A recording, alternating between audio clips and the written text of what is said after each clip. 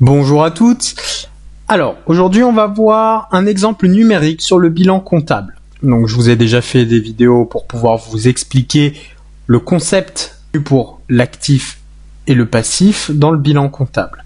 Maintenant, je vais vous expliquer donc dans la pratique la logique numérique qui est derrière.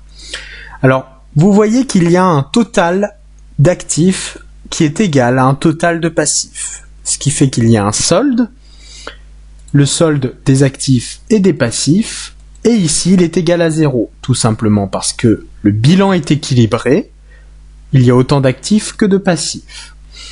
Dans la pratique, ça veut tout simplement dire que mes actifs immobilisés ici, plus mes actifs circulants, ont été financés avec, par exemple, 250 000 euros de dette, donc à des créanciers, ça peut être des particuliers, des entreprises ou la banque. Et 50 000 euros de capitaux propres. Ici, c'est soit les capitaux de départ des fondateurs, soit des investisseurs qui ont décidé d'acheter des parts de mon entreprise.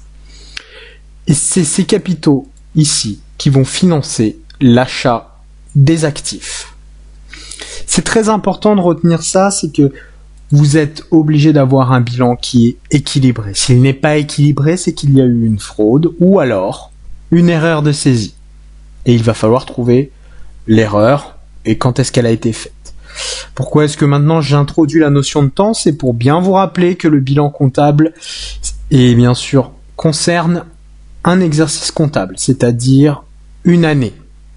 Et quand vous allez comparer, parce que après on va ajouter bien sûr l'analyse du compte de résultat, qui est le prochain document comptable qu'on va étudier, il va falloir analyser le bilan comptable, par exemple, de l'exercice 2019 avec le compte de résultat de l'exercice 2019. Il ne va pas falloir mélanger les années.